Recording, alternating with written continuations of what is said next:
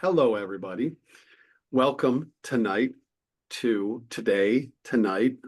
I don't really care what time of day it is right now because we're ready to go. Folks, we are fired up.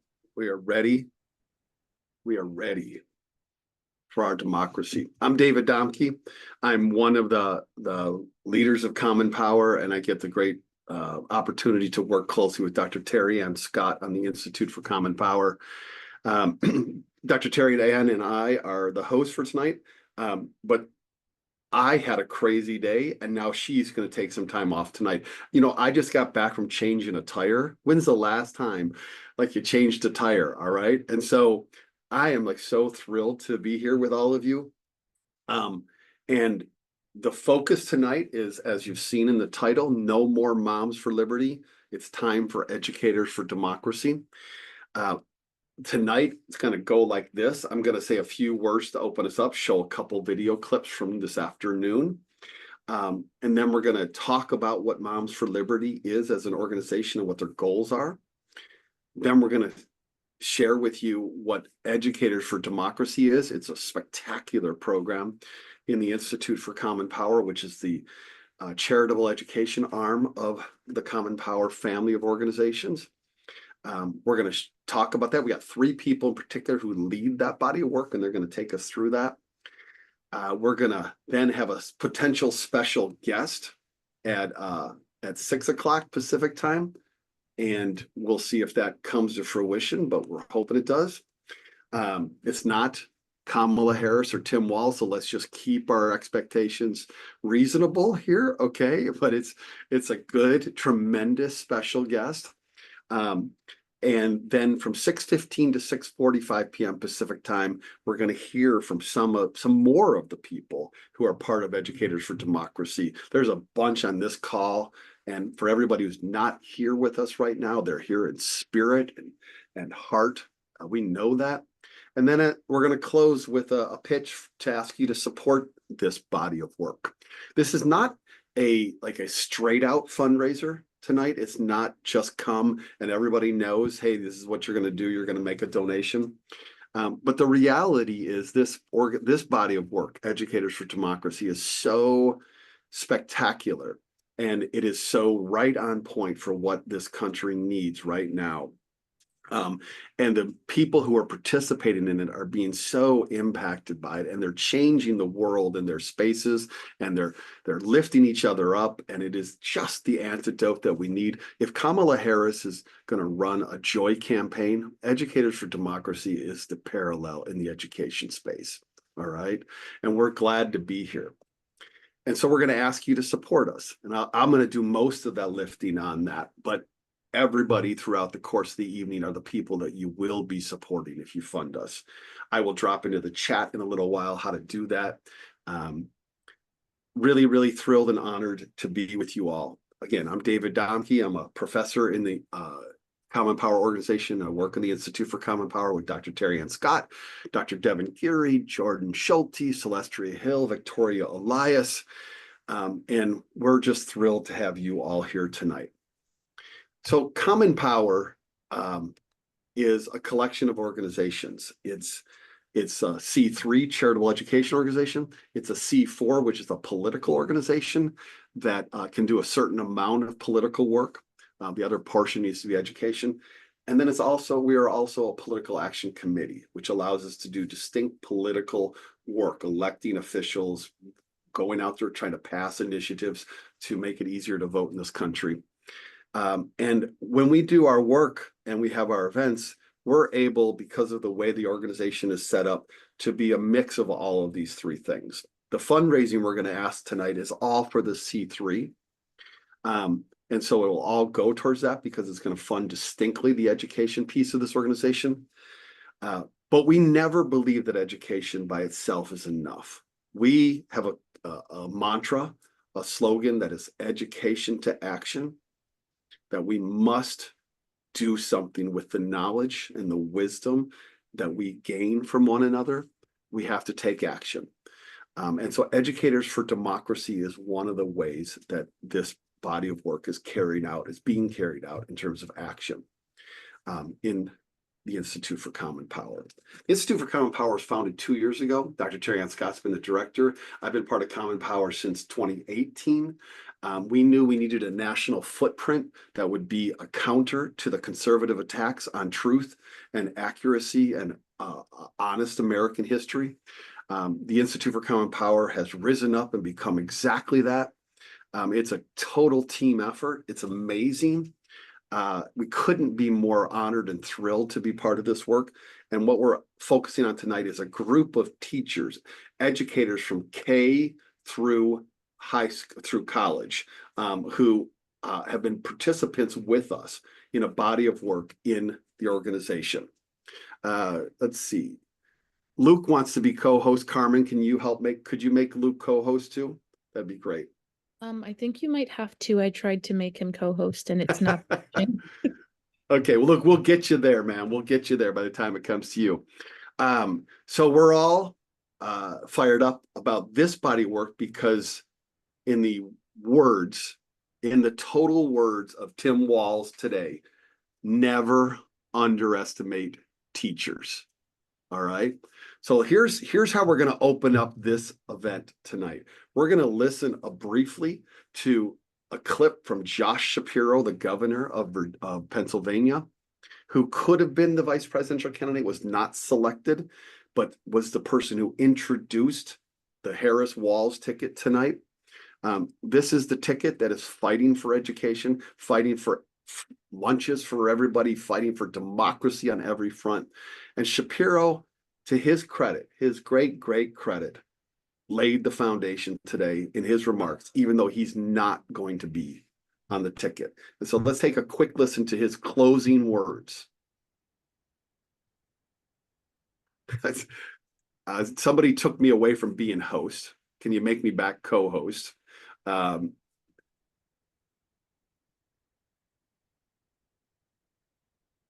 Gotcha. Thank you. Awesome.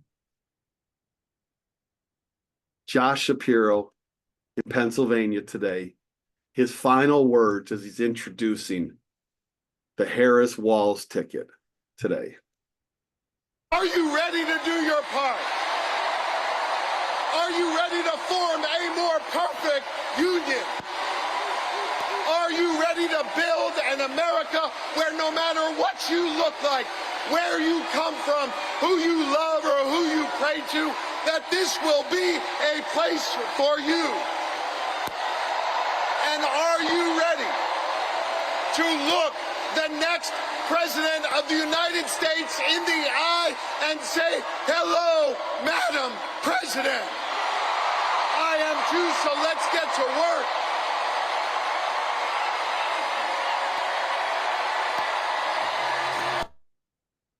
Oh, let me pause that. I am ready to do my part. It's true.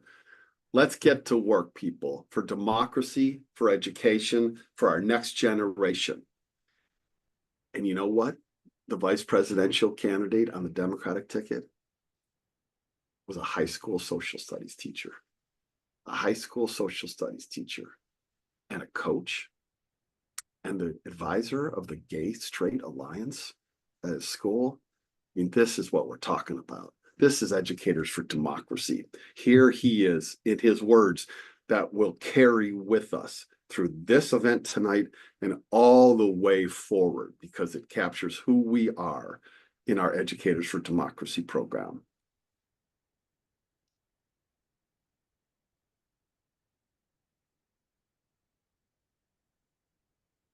Not going to see you again, Josh. Just a second.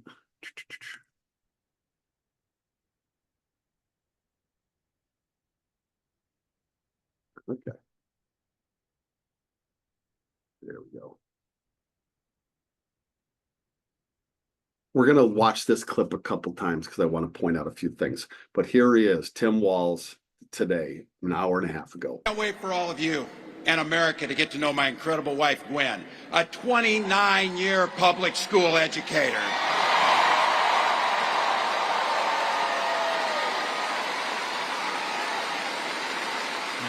Don't ever underestimate teachers. I can't wait for all of you. Now, and this time when he says it, we're going through the clip again. I encourage you to watch Vice President Harris and what are the 2 words that she says when he says this. You don't have to be great at being able to figure out what people say.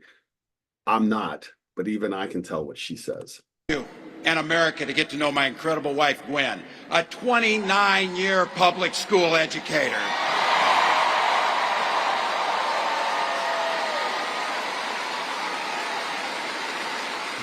Don't ever underestimate teachers.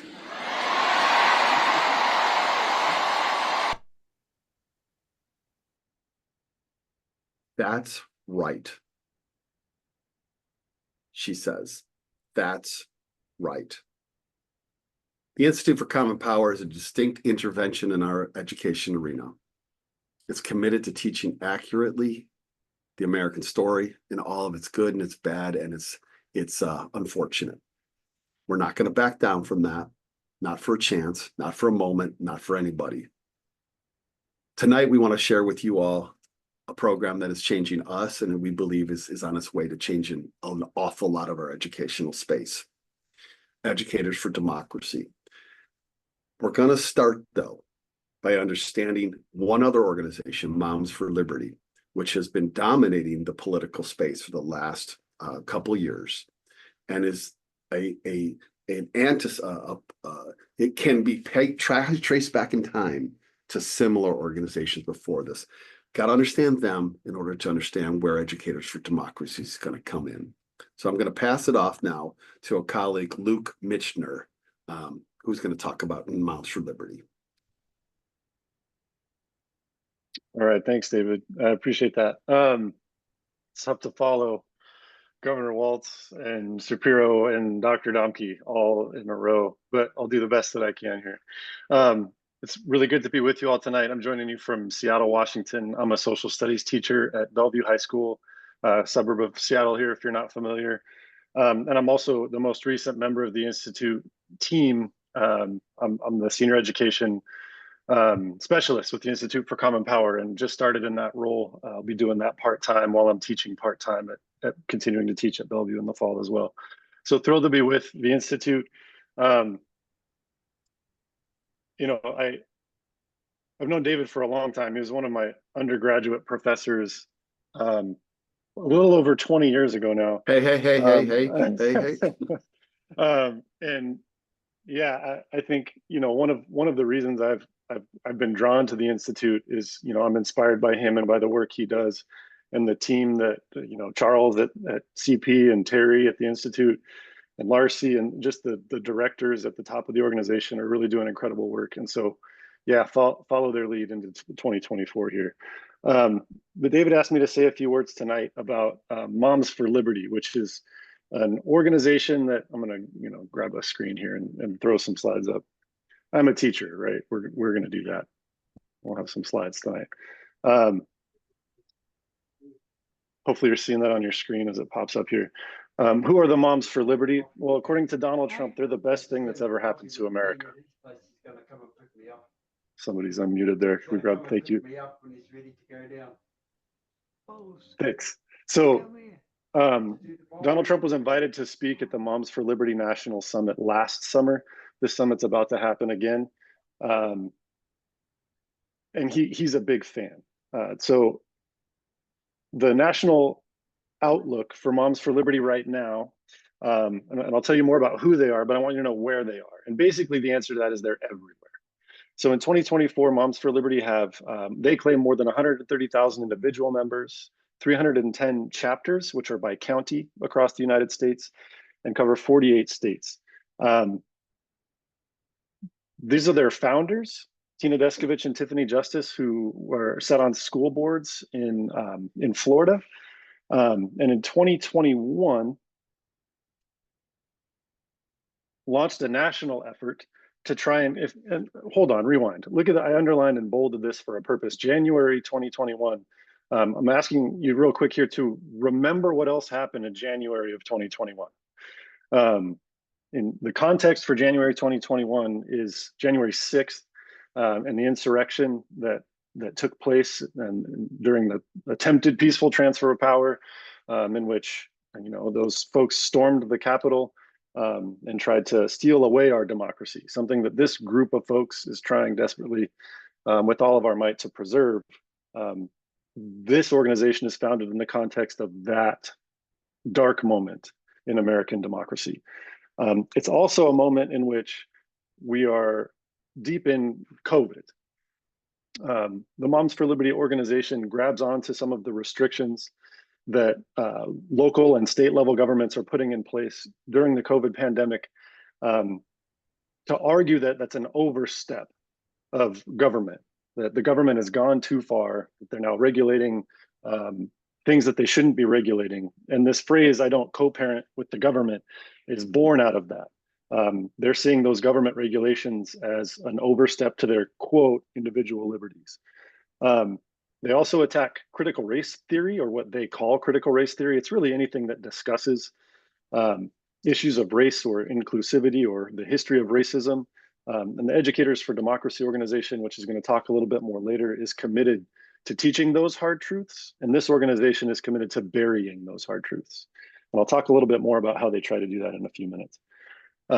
They're also deeply opposed to LGBTQ plus inclusion. The queer community is a target of the Moms for Liberty, to be sure. They're also generally an anti-government organization, and they style themselves as anti-woke. Woke being this kind of catch-all phrase that has a deep-rooted history in the Black community, and we should study and learn that history. It's a really interesting phraseology, but it's been co-opted by organizations like the Moms for Liberty to basically include anything that presses on that sort of white supremacist status quo. That's now just woke and bad to them. All right. Some of their strategies include book bans. We at the Institute for Common Power are going to be hosting a banned books club. We'll plug that a little bit here. Starting in September, that'll be facilitated by some of the educators on this call tonight. But one of the strategies that the Moms for Liberty use is book bans, including personally targeting librarians who have particular books on their shelves. They intimidate educators. They attempt to win school board elections, among other strategies. Yeah. All right, here's some of the kind of public-facing social media that comes out of the Moms for Liberty. Mental health care is healthcare, Mr. President. That's why it has no place in schools. This is an attack on social emotional learning, which is something that many of the educators on the call are quite familiar with. But it's the equipping of children with emotional regulation tools and other tools so that they might take care of themselves. Moms for Liberty doesn't believe that public school teachers should be doing that. They're also anti-trans. They've waded into those waters very publicly. This is a public attack on educators teaching what they call critical race theory, but really it's just any attempt to discuss challenging issues of race and equity throughout American history, but they're offering rewards, prizes for members of their community who can identify teachers who are doing that. In this context in New Hampshire, but this is happening in multiple states throughout the United States. And this, I know it's really hard to see, this is a really small one on your screen, but in the top right corner of this flyer is a quote by Adolf Hitler. Like, you can't make it up. They're just really putting themselves out there. He alone who owns the youth gains the future. I was kind of going down a rabbit hole of looking for tweets and other things that Moms for Liberty shared. There's a lot of them out there that, to me are like appalling. But I think really speaks to their core values. And their core values are the antithesis of what the Educators for Democracy stand for. There's a long history of this. David mentioned this briefly. There's a long history of white women in particular using motherhood as a way of weaponizing and politicizing kind of contemporary issues of the day. This is an image from 1922 of an organization that was founded in the late 19th century, the United Daughters of the Confederacy.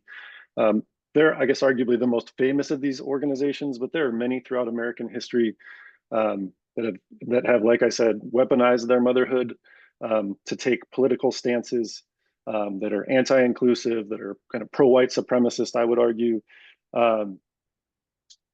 and use that platform to raise money to get people elected, and in particular in this kind of contemporary context, get people elected to school boards, which is one of the primary strategies of the Moms for Liberty.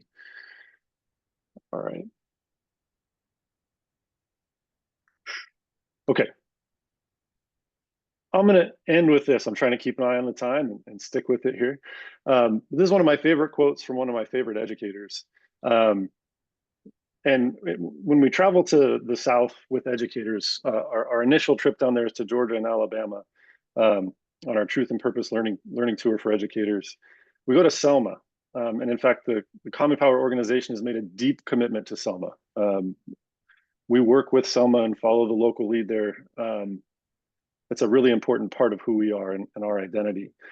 But there's an educator in Selma from the 1960s. His name is Reverend F.D. Reese, who's also the leader of their local union. And I should also say that Moms for Liberty thinks that the National Educators Association, the largest public sector union in the United States of America, is their enemy, right? They see teachers organizing in that way as harmful. And so F.D. Reese was the leader of his local union in the 1960s there in Selma. But he said, at a moment when teachers stood up and marched publicly for voting rights in the 1960s, that it was a huge deal because people followed. And he named that teachers have more influence than they ever dreamed in their community. And we're hearing echoes of that in what Governor Walz said tonight.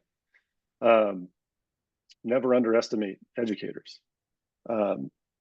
The Moms for Liberty organization is an attempt to do a couple of things, to gain some seats in local elected office, but it's also more broadly than that, an attempt to intimidate educators into silence. There's this potential for any educator to be attacked by an organization like this, if not this one itself, to have their name blasted publicly in social media, discussed on conservative talk radio circles, published in other conservative media. And as an educator who's experienced that, it's hard. That's a really hard thing to deal with. It sucks, to put it honestly and plainly, but it's also really powerful and impactful to have a community like the one that's forming here, the Educators for Democracy community, to lean on in those moments. For teaching hard truths to children, we are called some of the worst names in the book. Moms for Liberty had their Twitter account suspended for calling public school teachers predators, for teaching about LGBTQ plus inclusivity, for example. And so to have community in the face of those sorts of pushes against public education is so important. And I think the forefront of this fight to preserve democracy. And F.D. Reese, I think, put it best. We do have more influence in the community than we ever dreamed. And it's important for us and the broader community to remember that.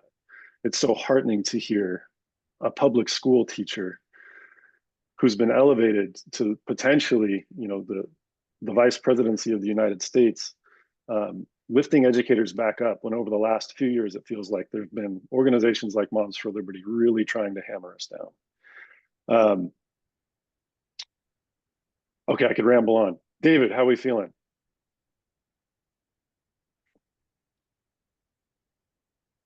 We're feeling great, Luke. This is perfect. Thank you so much. Yep. Gonna unpin you here. I'll give the screen back to you.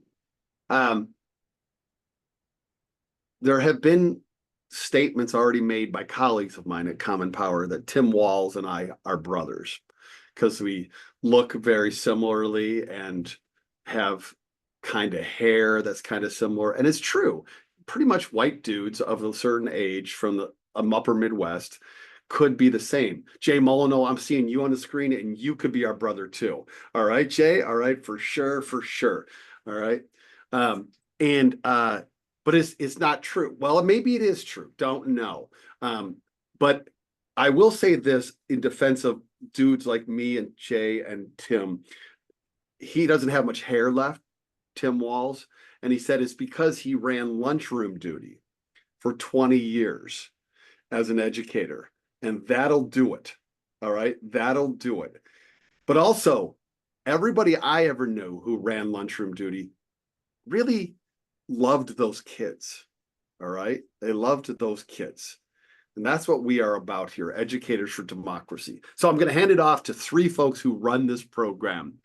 They head it up, they shepherd along all these credible. We've had about 130 teachers go through this program, and they're going to talk about what it is, Educators for Democracy. Carmen Cruz, Ivory Kennedy, and Luke Mitchell. I'm going to pin the three of you on the screen. Hey, cool. Good afternoon, everybody. Could somebody give me screen sharing access? Hello, very excited. After today's speech by both Vice President Kamala Harris and the candidate Tim Walz, I feel just hearing the word teacher and hearing a former teacher speak gave me a little bit of momentum myself. Like, we've been riding the wave of momentum, but today to feel like we shared the stage with a former teacher and a social studies teacher at that kind of has me, not kind of, really has me fired up. So I'm really excited about that. Ivory Kennedy from Columbus, Ohio is where I joined. I train future social studies and middle school teachers here at the university. And then I'll pass it to Carmen. Luke, kind of introduce yourself, but if you want to, and then I'll share a couple slides. All right, thank you. So I am Carmen Cruz. I'm from Brooklyn, New York, and I'm a special education teacher at the high school setting. And I teach a lot of different classes, mostly just humanities. This coming year, it'll be global history, US history, and ELA. Teachers do a lot. That sounds like a lot because we do a lot. And so I'm just really happy to be part of this team. And to be part of the Institute. And Luke, I know you introduced yourself before, but if you had anything you wanted to add, I'll pass it over to you. Thanks, Carmen. Yeah, I said a little bit before. I'll just say I've just finished my 18th year in the classroom. Also was a football coach for a few years and a club advisor, and I'm just really feeling the Governor Walz love tonight. I feel like I should run for president. Dave, what do you think? Would you support my... You could be our son. There's no question about there it, man. is. There it is right there. Okay. All right. Yeah, and really thrilled to be a part of the Educators for Democracy team here. It's all you, Ivory. Okay, so I have a couple brief slides, and then Luke and Carmen, feel free to jump in where you choose. But just to give you a little bit of an idea, so we are all educator ambassadors who went on one of the Truth and Learning Purposes tours that we toured the South. So we are educator ambassadors, and that is what our team is kind of made up for. Everybody can see that. All right. So Educators for Democracy, right? We want to kind of focus on people over politics and education for the future. If you've heard Dr. Scott speak about anything, you've heard her say education into action, and that's what we hope that this is. Speaking of Moms for Liberty, I think that if we have enough energy and we capitalize on this momentum, that we can be the answer to what Moms for Liberty was supposed to be, which is why I transitioned into what the word liberty means, right? What does liberty mean for all of us? I'm big on patriotism. We are all patriots, those of us that really care for the future of our country and not necessarily consoling to one belief that we have, but something that really does lend itself to what we heard from Governor Shapiro in terms of a more perfect union. So the definition of liberty given from Oxford is the state of being free within society from oppressive restriction imposed by authority on one's way of life, behavior, or political views. I could argue that everything that Moms for Liberty stands for or believe that they stand for is antithetical to this definition of what liberty means, right? And those are people from European descent that fled their country looking for religious and economic freedom, right? Those were white men that had power to do something. And then we have a white man as vice presidential candidate who is on the side of teachers that signs legislation for kids to have free and reduced lunch, right? I digress.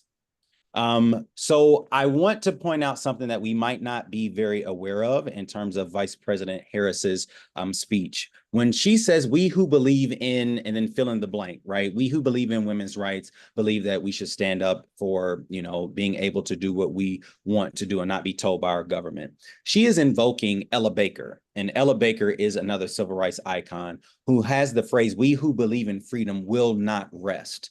Sweet Honey on the Rock, there's a line in one of their songs that says, not needing to clutch for power, not needing the light just to shine on me.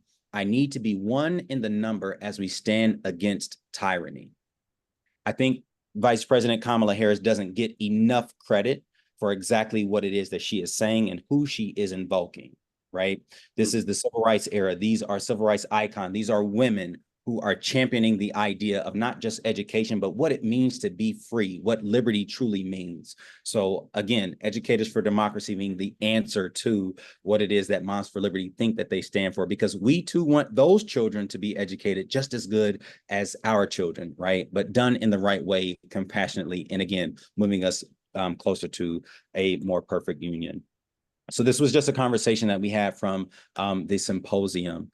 And one of the things that our mission as Educators for Democracy and educator ambassadors, period, within the Institute is, as Educators for Democracy, believe in the power of truthful education that leads to action. Not just consoling all of what we know, but doing something with it. And it doesn't mean that just because you're not an educator that you can't do the same thing.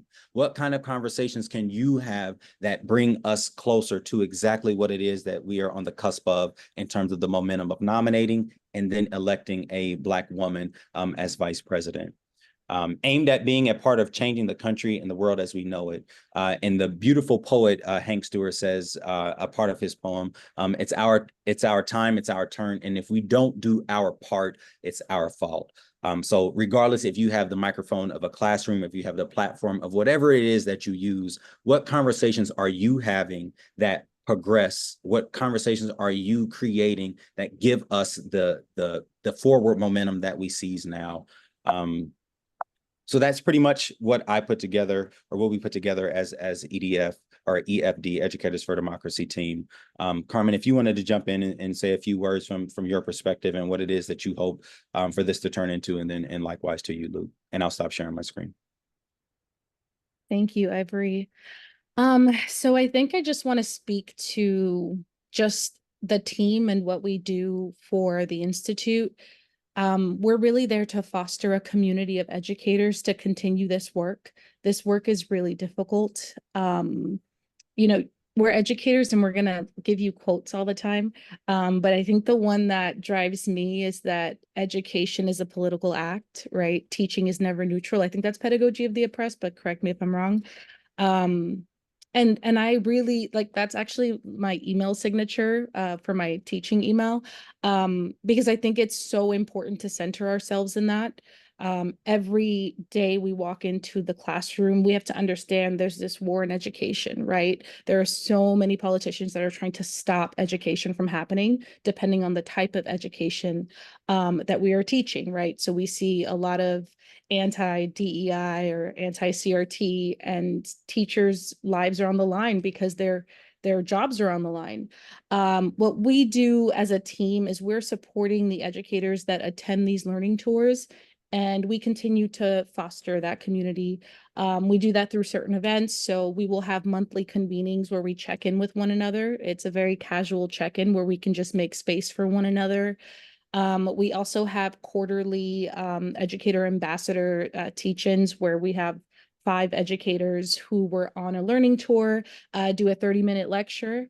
As Luke mentioned earlier, we have our band book club coming up soon in September. The link was in the chat. If you didn't see it earlier, I'll put it again.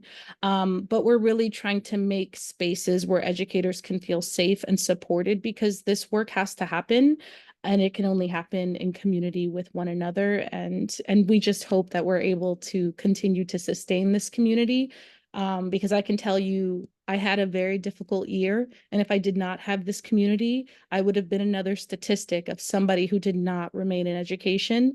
And community is so important to keep doing this work. So I don't know if Luke, you want to add anything, or Ivory, if I missed anything, but thank y'all for listening.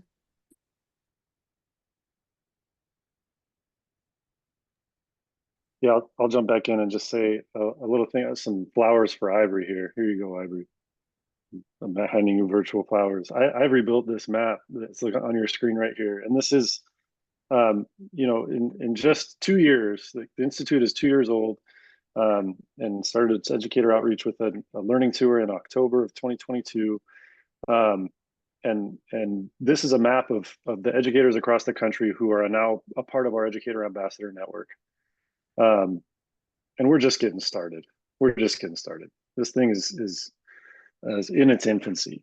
And what this national network of educators is already doing together is really incredible. A bunch of them are here tonight just to continue to be a part of the community that's forming. Carmen lives in New York and was sharing pictures in a group chat of people from friends from Chicago who came to visit in New York and brought his daughter, and like, yeah, we're turning this thing into a network of support that is very important in the moment that we're in. It's always important, but especially in the moment that we're in. And each one of these dots on the screen is an educator that's affecting students in their classrooms. Like Carmen talked about, education, teaching is a political act, the Paulo Freire quote. But thinking about like those educators were probably already, but now certainly are rethinking the way they deliver content in their classrooms. They're rethinking the way that they set policy, from dress codes to cell phone policies to whatever else in their classrooms. They're working upwards in their school districts to affect policies at the district level or at the state level. They're engaging in voter education work. They're engaging in voter registration work, kind of on the CP side of things from the Institute. And all of those like flashing red and brown dots on your screen are people who've been impacted by this programming. And it's just been a really powerful thing to be a part of. I'll stop sharing that. I'm going to jump in here and show a couple of things from a incredible report that Jordan Schulte built that summarizes the Educators for Democracy body of work. So everybody who's in this program has come in, as has been said, through a learning tour to the American South that Dr. Terry Scott and I lead. And we take about 30 plus teachers or educators on each of those trips. They apply from all over the country, all over the world increasingly. And once you've gone through that, you have access to many different resources, free lectures, free workshops, education, small dollar grants, this sense of community that everybody's present. Some folks lead a program that we call Scholars in Motion, which are from high school, rising high school folks want to go to college. Here's a couple kind of data points that just speak to the presence of this program. Luke, because of you, Ivory, this is your page that you built, Ivory. And here's just a few summary divisions. So we've done 5 of these learning tours. Okay. 132 educators have been accepted. We've had 282 applicants. And that is just starting to like mushroom. All right. To mushroom. 3 countries, 29 states, 115 K through 12 educators, 17 in higher education. Oh my God. Amazing. Amazing. Here's a bunch of quotes that speak to this. When we finish up this event, we'll send out to everybody who's registered the recording of this as well as this report. Here's the number of students that have been taught and are projected to be taught by these people, by these specific people. Today, we have 21,000 students when you look at the kind of pacing. Here's how we do it. One learning tour is 32 educators. Every educator we've estimated from your input is about 100 new students per year on average. All right, about 100 new students per year on average. That's 21,200 students so far who've had the experience of being taught by a teacher who's been through this program.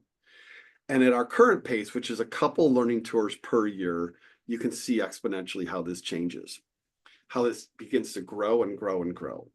So the way the Brown v. Board of Education, the landmark Supreme Court decision in 1954 came about is that Charles Hamilton Houston, this great legal professor, and his fellow professors at Howard University set out to build a team of lawyers, what they called an army of lawyers, all right?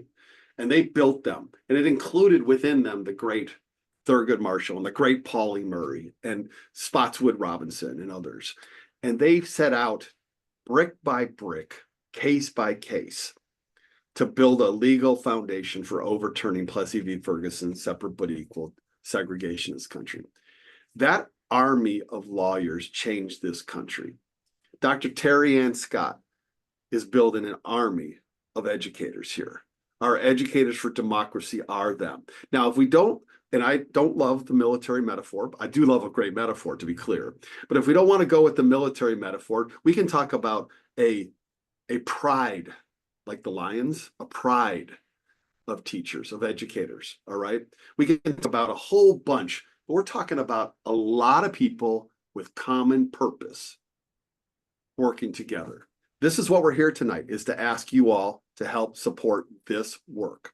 So I want to come back to you three and ask you, you three have all gone over it, but I don't want to just gloss it. How hard is it today in American public education to teach accurate, honest truth? Not biased, just the truth. How hard is it? Carmen, I'm going to start with you, okay?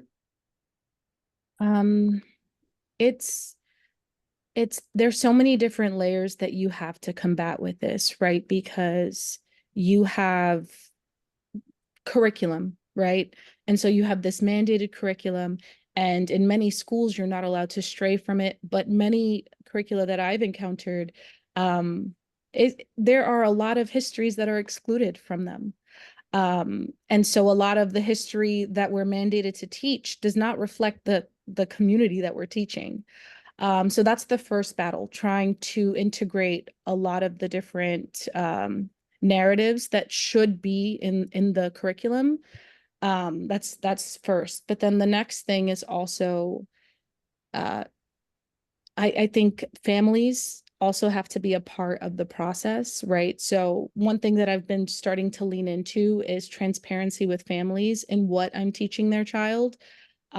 Because if they feel like they're part of the process of the learning and the teaching, they're more inclined to support the work that I'm doing, rather than it being a random seeing a handout from their child and what is this that is being taught, because you need the families on your side if you don't always have administration on your side. And then just politically, as things come up throughout the year, right? So there are so many different events that happen just in the news, in media, that are so relevant, and you have to be quick on it. And sometimes you're not getting permission to teach what the kids are seeing anyway. So it's kind of fighting a lot of different layers, but it's also allowing yourself grace, and giving yourself the time to lean into it. I would rather teach them the truth and it be a little bit messy and not perfectly planned out, but they're learning something authentic, than sticking to a mandated curriculum, because I know what they need to be successful. I know what they need to know, and it needs to be the truth. It needs to be honesty. And if we're excluding different narratives, we're not really doing our job. Thank you, Carmen. Ivory? I was going to defer to Luke. Sure, Ivory, I'll jump in. How hard is it?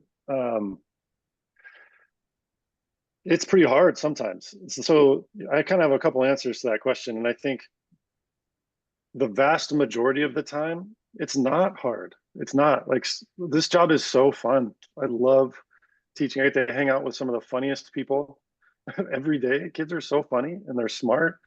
And just follow their lead. They're going to take us in the right direction. Excuse me. There's way more good than bad in what's going on in our profession right now. And I also say that well aware of my privilege here in the Pacific Northwest.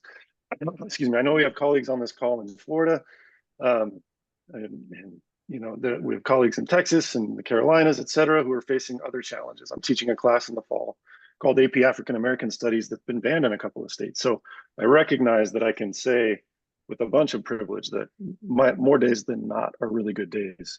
But the days that suck because you've taught something that's true and some parent is pissed off about it, are really, really hard days. Those are hard days that can turn into hard weeks or hard months. I'm very fortunate to have administrative support in my building and in my district. The Bellevue School District where I work wants to be on the front end of continuing to teach hard truths in the face of public pushback. And again, I recognize that as a huge privilege. But when somebody then attacks you as an individual for teaching those hard truths, it's nice for your principal to show up and say, hey, we've got you, which is what's happened to me a couple of times.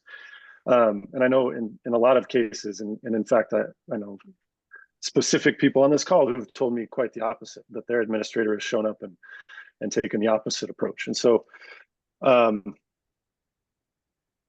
David alluded to this too, but when talking about Governor Walz going bald because of lunchroom duty, the people doing that stuff, they do love it. And no educator that's, you know, that Moms for Liberty is calling an indoctrinator or a predator or whatever other language that they're using, is doing anything other than trying their best to ensure that every student has equal access to a truthful, just education experience in the United States of America. And that's why this organization is so important. You know, we are committed to that and to supporting one another and to leaning on community. And so for me, those few but very difficult days when they do pop up, yeah, people have my back. And this is a really profound reminder of that, and that we're continuing to build. It's continuing to grow.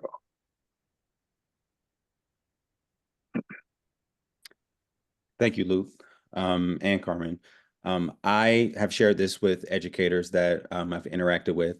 I taught 8th grade social studies for a couple of years, and I had a particular student that stood up in the middle of class and interrupted me and said with his finger, "You teach too much slavery." And I was like, whoa, it caught me off guard. However, I won't share my screen, but Standard 4 in the state of Ohio, because education is left up to the states, right? It's one of those states' rights issues. Well, those that created our curriculum in 2019, or at least updated it, Standard 4 says the practice of race-based slavery led to the forced migration of Africans to the American colonies and contributed to colonial economic development. Their knowledge, skills, and traditions were essential to the development of the colonies. I had to defend to a parent why it was that I was teaching the topic of slavery, how I did, because the state told me to. By law, the same license that I have by the same state issued those standards for me to teach those children about what it is that happened. It's hard dealing with the blowback of what different opinions are, but for me, to teach kids the value of the country that they will eventually contribute to and could eventually be a Tim Walz or potentially be a Kamala Harris, or go down the list of change makers, not just in the political realm, but anywhere. This space, but also the understanding of the fact that our country is founded on a piece of paper, just an idea that people agree to. If more of us, again, and it's not just about education, I want to make it very clear to people who aren't educators on the call, right?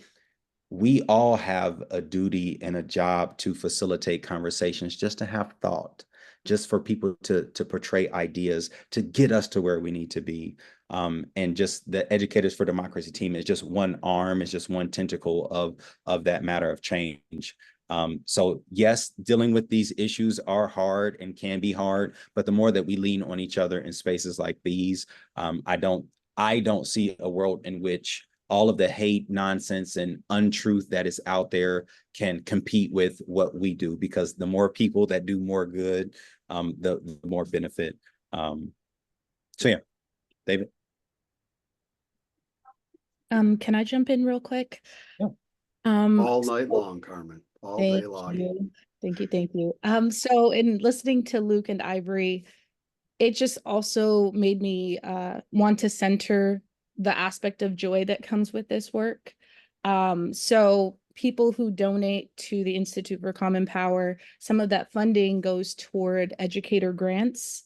And those grants allow us, and like y'all know what it's like to be a teacher in America, and like there's no money ever at all. If you have a teacher friend at some point, they've asked you for money for supplies, because I know I've asked all my friends. And so with this grant, it allows us an opportunity to really build on this community within our own personal communities. So I'm going to share an example because I was a recipient of one of those grants, and I just have so much joy when I look at these photos. So I'm going to share because why not? So with my grant, I had taken students, it's twofold. So we did a history fair, like a science fair, only cooler because it was history. And so kids got to choose any topic they ever want, anywhere in the world, any time period, and they just had to study it. They had to become experts of that topic. And so part of the grant was getting a private tour at the Museum of the City of New York, of their Activist Now exhibit, which kind of mimicked, I don't know if you've ever been, but it mimics like a fair style. So this is just all those kids genuinely engaged. You're not going to see phones in their hands because they were actually into it. They wanted to be there. This was an opt-in opportunity, right? So our kids want to learn. They want to know the truth. They genuinely care about their education. So part of it was the history fair prep, which was them learning about it, going to the museum. And then we invited all of their families to come and see their projects. And they worked on these projects for 3 months. And I'm going to show you just a bunch of photos of projects and kids presenting and families, because all you're going to see is joy. And some of these topics were really serious. But like all of these families genuinely came and cared and listened to what their kids had to say, and their kids taught them about really difficult moments in history. And this could not have been possible. Like these smiles, all of this joy, this was not possible without the Institute for Common Power, because without that grant, this wasn't happening. And like, I want to leave you with some of these quotes that I took as it was happening, because I'm a people watcher and listener. And so I take in what I hear around me. So one adult said, in all my years of teaching, I've never seen someone differentiate a history lesson the way she did. The she was the person who won our history fair, the student. Miss, I won. You said I could do it. This is a student of mine who isn't self-contained and does not pass history classes ever. I offered extra credit. She worked really hard and she finally passed her class. And this is like exactly what she told me word for word, which like, I mean, just, I don't even have words for how it makes me feel. A student after the history fair was like, well, what's next year's theme? Because they want to keep doing it, right? I didn't say we're doing it next year. I mean, I'd have to apply for another grant. But they're already thinking about the future. And then we all know like that educator that's like not into this work. And one of those in my building was like, if PD were like this all the time, I would never complain about going, because they genuinely cared about listening to the kids, and it didn't feel like work because they wanted to be there. So I just wanted to like show you this because, you know, whenever people donate, like that money is going toward like this joy, like these kids. And as someone who like knows them and loves them and saw all the hard work, it was 3 months of work, like that wouldn't have happened without Educators for Democracy, without the Institute for Common Power. And it's kind of what keeps me going, right? That joy aspect, to know that I have something to look forward to. And now I have to kind of follow up with that kid and be like, yeah, we're going to do it. So I've got to apply for another grant. But yeah, that's part of this work as well. Educators are able to build community in that way.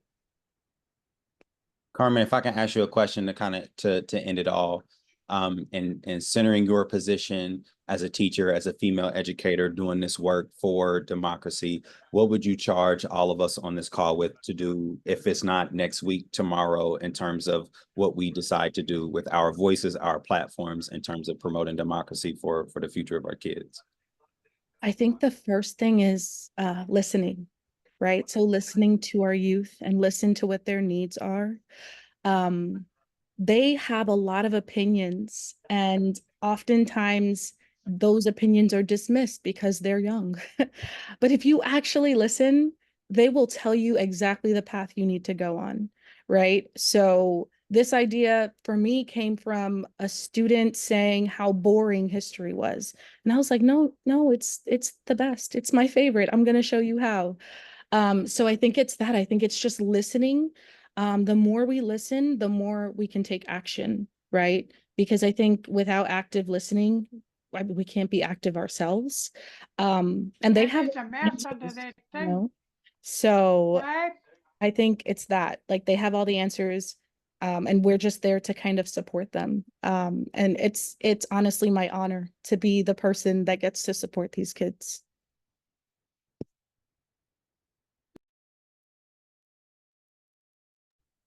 Thank you, Carmen. Thank you, Ivory. Luke Mitchner, you say you gotta go. Yeah, I gotta run. Okay. But thanks for having me tonight. It's awesome. Thanks for being in community with us tonight, folks. We really appreciate you. Thanks, everybody. We're not gone. Nobody go anywhere. Okay, we're just getting started. Our special guest is in the house. All right. So, in just a moment, we'll kick it over to that individual. I'm gonna tell everybody what's our goal for tonight. Our goal is to raise money for these folks for this program. Okay, and the entry to this program is this learning tour to the South. So here's our agenda for the evening, and we're at that potential special guest, and he's here now, and so he's going to join us. But folks, as we go through this agenda, the goal is to raise money, and every educator has become part of Educators for Democracy. They become what we call an educator ambassador by going through this Truth and Purpose learning tour to the American South, where we learn firsthand in those iconic spaces from the people that have done it and are doing it, how it is that they've fought for racial justice, voting justice in America. All right. This is what it costs tonight. Every learning tour is $75,000, folks.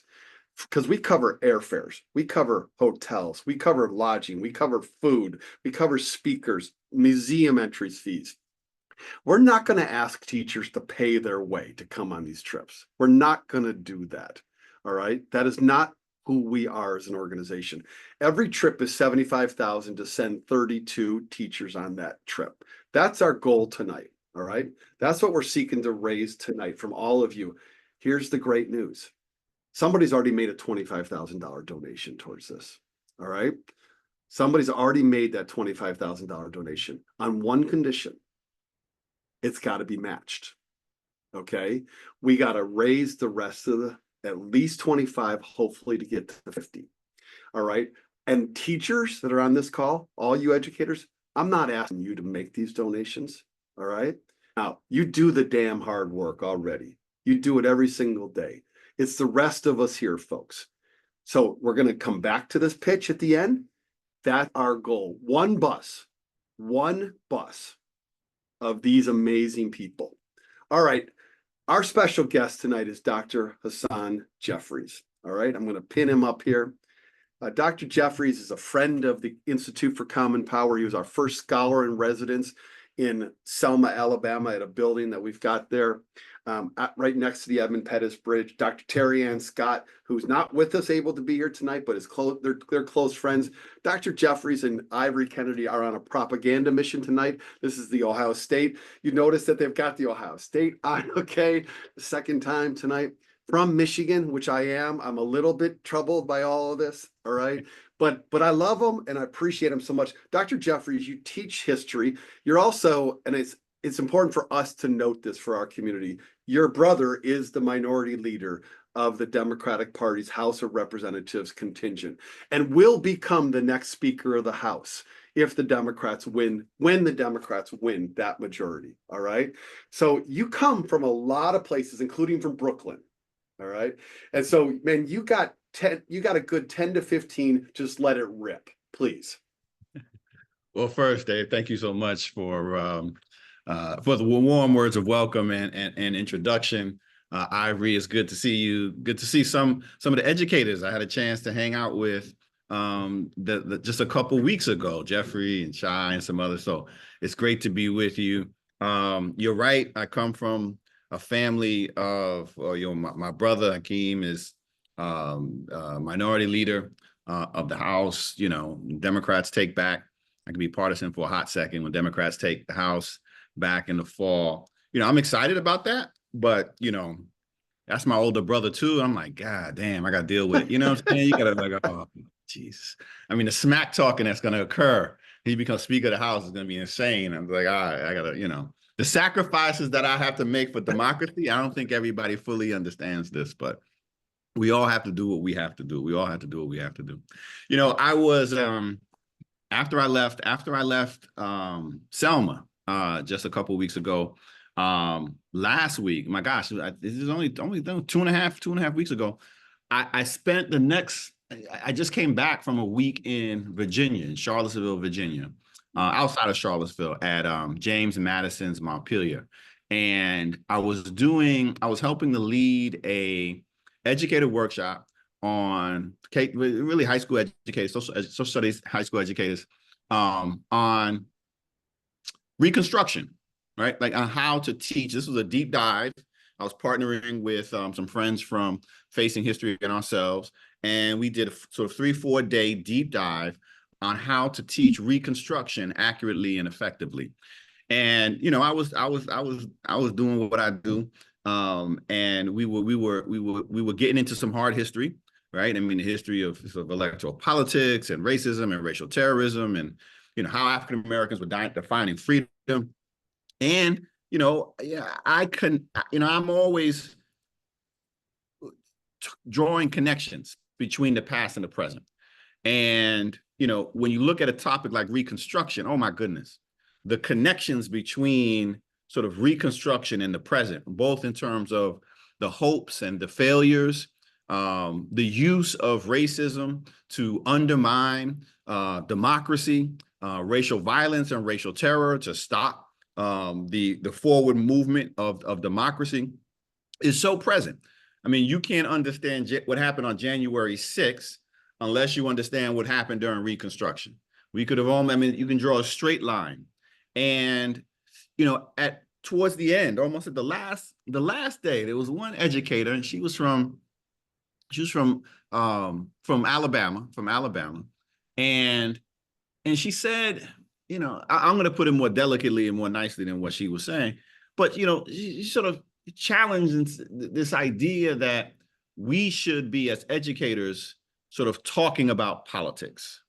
That in essence, we should sort of leave the past in the past. We have to be sort of neutral arbiters of history. And, I was sitting as she was sort of making this sort of pitch and appeal towards the end. And, I was leading it, so I gave her a space to do this, but I had to give a full-throated response. I am from Brooklyn after all. And I said, no, this is not what we do. This is not what we do, right? I mean, as educators, I think that we are, especially in this moment, one, the stakes are entirely too high, right? I mean, it's we don't have the luxury of hoping that our students make these connections. Now that doesn't mean within the classroom space specifically, right? Within the classroom space specifically, our job is not to change minds, just to open minds, right? To give kids the tools that they need to think. But as I was saying, I have the luxury of teaching college at The Ohio State University. And, if a student wants to know where I stand on a particular issue, it's a click away, right? I mean, so me walking into a classroom and pretending that I don't have particular political beliefs is ridiculous. So I tell my students up front, listen, and again, at college, you have the luxury of doing this. Look, if you want to know what I believe on a particular issue, just ask me. I will tell you. I am not grading you on your beliefs. I am not grading you on whether or not you agree or disagree with me. That's ridiculous. You can have your opinions. All you have to do is be prepared to back them up with facts and argument. And I'll teach you how to do that, right? But we can do that. But I'm not going to pretend as though I'm not invested in you understanding the reality of what's going on right now, that I'm not invested in you participating in this political process, that I'm not invested in making sure that democracy is alive, that democracy is strong. You know, there's no guarantee that what we have, the rights that we have been granted, will be here tomorrow. You know, we've been seeing them, they've been rolled back. There's a concerted effort to roll back these issues. And this is not a partisan take, right? I mean, this is the reality of what we're dealing with in this moment. There is one political party that has made it their goal to take rights away from the American people, period, full stop, point blank. I wish it wasn't the case.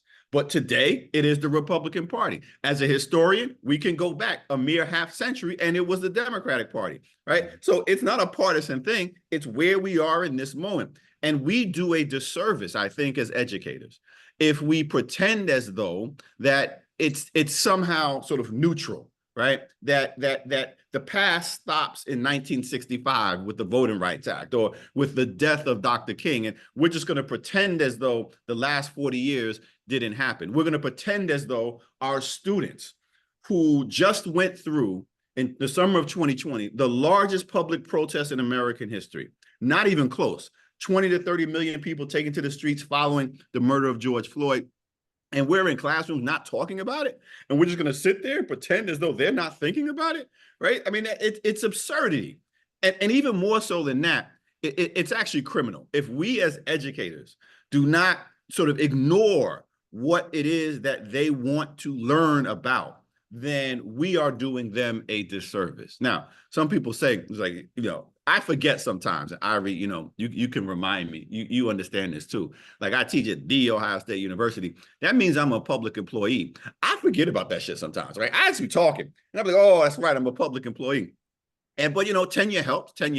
But regardless of that, if we're unwilling to stand up for what's true, if we're unwilling, particularly as educators, to stand up for the truth, how can we expect our students to do that? Like these kids just a few years ago, and this is the generation that is willing to go out and stand and protest for justice for other people and for themselves, but justice for other people in the face of the most militarized police in the world, right? Like, and they're willing to stand up to them. And we're here as teachers and we don't want to stand up to Moms for Liberty. Like, are you kidding me? Like, really? Really? You can't stand up to some moms that got some daddy issues and these kids are willing to stand up. They're willing to stand up to the police in that way. I mean, they're leading us. We don't even have to pretend, right? We don't even have to pretend to say, okay, we're trying to motivate, we're trying to inspire. Look at what they're doing. Now they need some direction. We got to help them put this in this context, but we need to be encouraging what they're doing, because they're the ones who have invested. Their interest in this place is even higher than ours because they're going to be here longer than we are, right? And they're the ones who are tasked and charged with the responsibility of tomorrow. You know, the other thing, Dave, if I have another second, the other thing I get a lot of pushback from teachers because I teach African-American history, I teach civil rights movement, I teach U.S. history. And, you know, and I work with teachers as well in the central Ohio area. And in a number of school districts, some school districts I got banned from, but that's all right because, you know, I mean, that's a sign that I'm doing the right thing. But one of the pushbacks I get from folks from you know, political conservatives, like, oh, even well-meaning parents, like, oh, especially white parents, you're teaching our kids to be, you know, guilty, and this is all this anti-DEI, anti-CRT stuff, right? To feel shame about the past. It's like, come on, that's ridiculous. As a history teacher, as a person who engages in social studies, you know, it's clear there is no child that we will encounter in the classroom today that is responsible for anything that has happened in the past. Ain't no little white kid around today responsible for slavery, and there's nobody telling them that they are. That's stupid, right? I mean, that's just weird, as people would say today. Come on, man. The same thing about today. All of the madness that we have created, right? This moment that we're trying to figure out, that we're trying to solve, that we're organizing around today, like that's on us. That's not on them. They are not responsible for it. Our kids, these young people, the kids are young scholars. The only thing that they're responsible for is tomorrow. Tomorrow, that's their responsibility. And it's our job as educators. It's our job as citizens. I broadly define educator. It's anyone who has appreciation for the importance of the past. It's our job to provide our young people with the tools that they need to make sense of the past and present so that they're prepared to address the issues in the future that we haven't been able to solve today. Like, that's our job as formal educators, as informal educators, as parents, as anybody who is engaged, as anybody who's engaged with young people, right? Like, that's our task. That's our charge. That's our charge. And we have to do it. But if we're in a formal setting as educators and teachers, like if that is our employment, if that's our profession, if that's our career choice, then we damn sure better be doing it. Because, you know, we don't take a Hippocratic oath. But if we did, one of the first things we would have to say is do no harm. And when we don't talk about the truth, when we shy away from it, when we omit it, when we dance around it, when we skirt around it, especially when they want to know the truth, then we are doing harm. We are committing educational malpractice. Now, I understand you got to be smart about how you do it. You know, my PhD is in African American political organizing, grassroots organizing. So I study this stuff. And they say, look, everybody can do something, but everybody doesn't have to do the same thing. And you have to be smart about how you address these issues depending upon your context, because we need you in the classroom. We need you in these spaces. But, you know, you see, everybody can't lead the revolution in the same way, but everybody can do something. And that's critically important. Right? To understand your context, understand what it is that you can do, the best way that you can serve, the best way that you can stand up for democracy, and then do it. It's going to look different depending upon where you are, where you teach, what your community looks like, and the like. That's fine. Follow, understand what it is, and then figure out how you can be of service. And for those, especially in places that have a little bit more space, that have a little bit more breathing room, that are in schools perhaps, that have administrators that support the work that you do, then you all really have to lean in, right? So you can model for those in areas that don't have that space.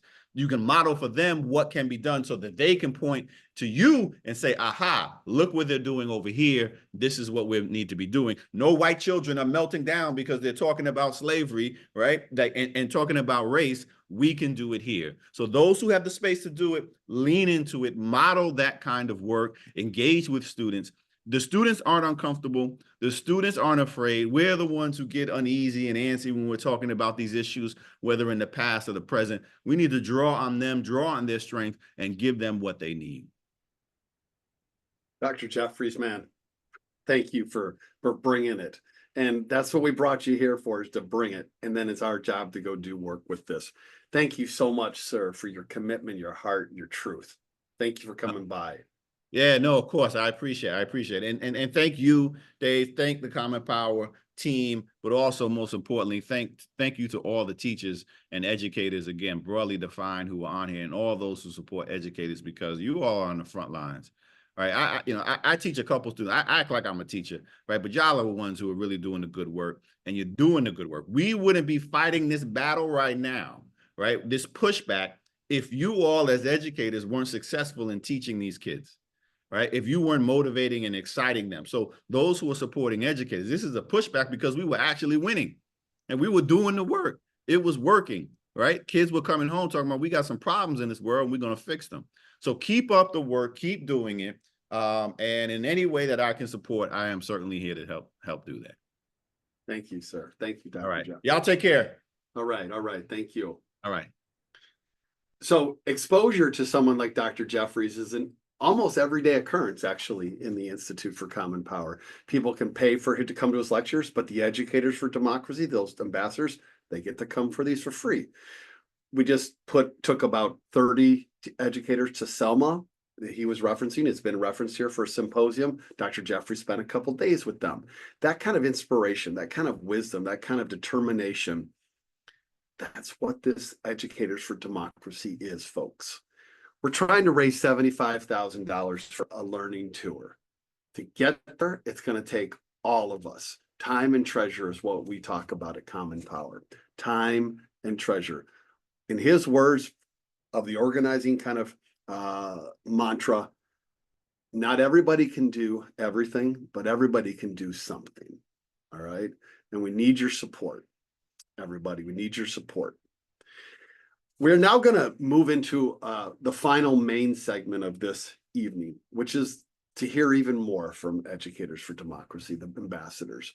And I love these people. I love you all. You all have changed Common Power. Man, freaking what an unbelievable thing we got going. All right. You're great. So every one of you could speak and would have something to say, and it would be inspiring.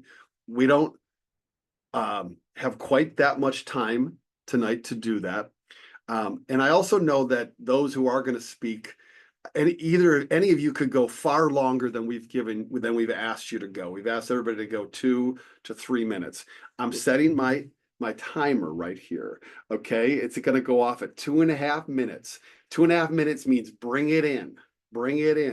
Okay, because we want to hear from a lot of people here, and there's no more powerful testimony for a program than the people that are participants in it. And so we asked each of them to share about the work that they do or how they've been affected by this. And Carmen and Luke and Ivory have presented a couple names to me. So I'm going to go ahead and get them started. And I believe Jordan Landfair, we're starting with you, where the Democratic National Convention is going to be showing up in Chicago in a couple of weeks. So Jordan, you got it. Hey everybody, my name is Jordan Landfair. I am in teacher development, former middle and high school humanities teacher. So I taught English and history, and I saw someone mention the Educating for American Democracy. Just real quick, not endorsed, like the statement is not a Common Power thing. I think a lot of those things remind me of A Nation at Risk.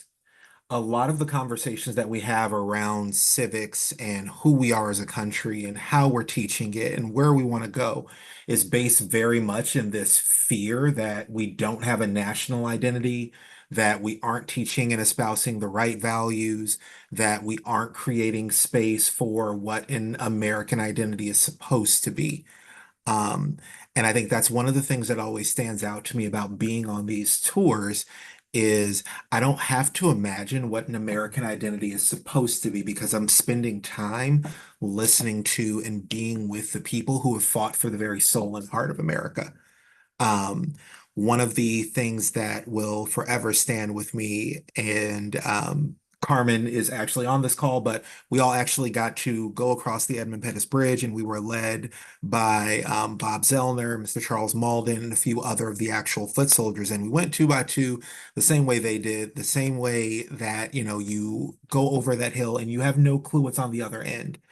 And for us, it was just the opportunity to be in community, to really soak in all that that moment was. But there was also a heartbreaking realization that for the people who were guiding us, when they got to the top of that bridge for the first time, they were met with riot police, with the full force of the American police system, the American government. And a lot of the things that they tell us, it would be really easy to turn bitter. I think when you ask us about, at least when I hear, is it hard to teach? Teaching is the easy part. Actually, getting in front of kids and, for me, pre-service teachers, people who actually want to help move forward what this country is supposed to be, that's easy. Not giving in to cynicism is hard.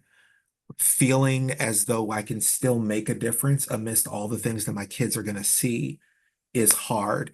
Encouraging them to go out and speak their authentic truth against gun violence or any of the other things that sets their soul on fire, knowing what could happen to them, that's hard. And so I think what I'm always emboldened by is whenever I'm faced with the actual hard questions, it isn't just that these trips are a one-day thing. All of us are still in community. We continually text and bother each other. My daughter, who is the absolute love of my life, is obsessed with many of the Common Power education ambassadors. And I think it's very rare that you get to be a part of and invest in material ways, both financially, emotionally, spiritually, mentally, in an actual community. I know that Dave said, we try to move away from that idea of like an army of educators and it's a community for me. And it's all around justice. And I can end up on this because Cornel West always says justice is what love looks like in public. And so I love our schools. I love my students. I love my fellow educators. I love the idea that we are able to teach for a more just and equitable society because by turn, that's a more loving society. And so that's what these trips, this community and the work that I get to do really means for me. So thank y'all. Thank you, Jordan, so much. All right. Were you all able to hear the alarm when it went off? No, okay, I'm gonna turn it a little bit louder. Okay, you were great, Jordan. You didn't go too far, don't worry, but I just want to make sure. Because I'm trying to walk that balance of like guiding, but not being too annoying here as the facilitator, Shernita Wiggins Winder. You are up, Shernita. I know that was my cue. But anyway, my name is Shernita. I'm in Pensacola, Florida, 32-year veteran educator. My first connection with CP was last year in May at the Alabama, Georgia tour. Took only that trip to hook me for life. I fell in love with the cohorts and with CP and the mission of what they stand for. Came back to the Tennessee, Mississippi tour. It inspired me to come back to my community, to my school. And we started open up a cultural immersion lab where we have banned books. I also was able to, in that same lab, interview my students, interview Charles Malden. We had Emmett Till's younger cousin come in and do a history presentation there. So when you go on these learning tours, it's so important because not only do you take a part of the people with you, but you take it back to your community and expound upon it. And that's what I love doing. And I just recently took a group of students and parents back to Selma and to Montgomery, to the legacy sites. We went to the Edmund Pettus Bridge, the Foot Soldiers Park, which I would not have been able to do had I not experienced that for myself. And I was able to do it off of a grant through CP. So it's so important. These are things that, if anybody know anything about education, we're limited in funds, and it helps educators to really bring history to life, truth to life. And that's why I am so sold. And that's my shortened version of my love for CP. All right, Miss Shernita, the timer didn't even go, but I didn't know. You know me, I could go on and on and on. I'm just saying. You're in Pensacola, Florida. God bless you for the work you're doing. All right. Like we got to be hand to hand, hands together in this. Thank you. Thank you. All right. Marty Binkow, you are up next. Hang on. Come on. I'm trying to, here we go. Pin me, get your stuff ready, get your timer ready. Exactly. I understand. It's like giving online teaching all over again. Hi, I'm Marty Binko. I'm located in Seattle, Washington. I use she, her pronouns, and I teach 4th and 5th grade in West Seattle. And so I went on the very first educator learning tour in of October 2022. And like the amount of experience, knowledge, like firsthand experience, but more so like the empowerment that you get from being there and feeling like I can now go back and teach this and say like, not only do I know this information, but I have a solid foundation from this organization that you're welcome to look up and see what they're doing. And more than once, I've used that with parents and they're like, oh, okay, yeah, this seems pretty legit. Here's the, lessons that we've worked on. Here's what we've created. And I just wanted to share a quick story of, 2 quick stories. One is that one of my students' parents was on this call. Hi, Randy. He went on an educator learning tour as well, separate from me, and his son was wearing an EJI shirt. And I was like, hold on a second, how'd you get that shirt? And then we talked about it and realized that we both are part of the CP community, which was a really cool connection to make just as student parent, relationship. Another quick thing is that when I went to Alabama, I really took away this idea of like education and purpose and being an educator ambassador. And so when I got back, about a year later, we had some cuts happening at our school. And I thought, you know what, I'm going to go talk at the school board meeting. Never thought about doing that ever in my whole life.